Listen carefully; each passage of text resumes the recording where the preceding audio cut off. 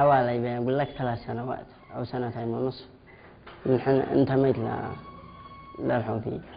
وإن كان حاربت وما حاربت، نعم تسلحت وحاربت معهم وسرت وجيت. والمعتقد يعني لا زلت معتقد، نعم لا زلت معتقد ومقتنع يعني بمنهجهم وعقيدتهم. الآن المذهب الزيدي زيفوا مزيف، قد المذهب الزيدي صح. المذهب الزيدي 20 فرقة في المذهب الزيدي نفسه طلعت نزلت.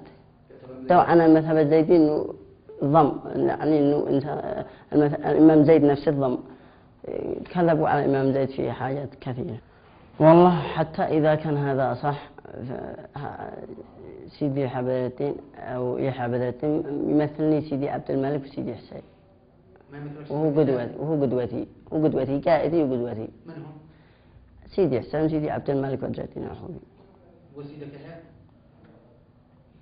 كذاب نقول لك، إذا كان اللي يمثلنا سيدي عبد الملك لا غير. الآن في هذا هو قائدي سيدي عبد الملك، هو قدوتي. بالصدق يبغضوا أصحابه ويبغضوا عائشة، لأني قاتلت، قالوا إني قاتلت علي. هذا أكل القناع اللي بيلقنوا الشباب. إن كان بالنسبة لنا إحنا كان زمان يقول لنا شيء، كان في محاضرة سيدي حسن زمان يقول وأعدوا لهم ما استطعتم من قوة. كان يقول حتى الإنسان يشتري طلقة يشيل طلقة، ويشتري شيل 10 يشيل 10، ويشتري شيل شنطة يشيل شنطة. هذا من كلام سيدي حسن بأن عد أعداء الله. إنها ترجع أمامية؟ هذه يعني هم الأولى بها، هم على سيدي حسن سيدي عبد الملك. ما تدخلش بأي شخص، أي شخص قد يمكن يصوم. أنا بدي رسالة إلى أخوتي وأسرتي وكل من أعرف أن يوعوا وأن ينتبهوا يدخلوا في الخطأ اللي دخلت فيه.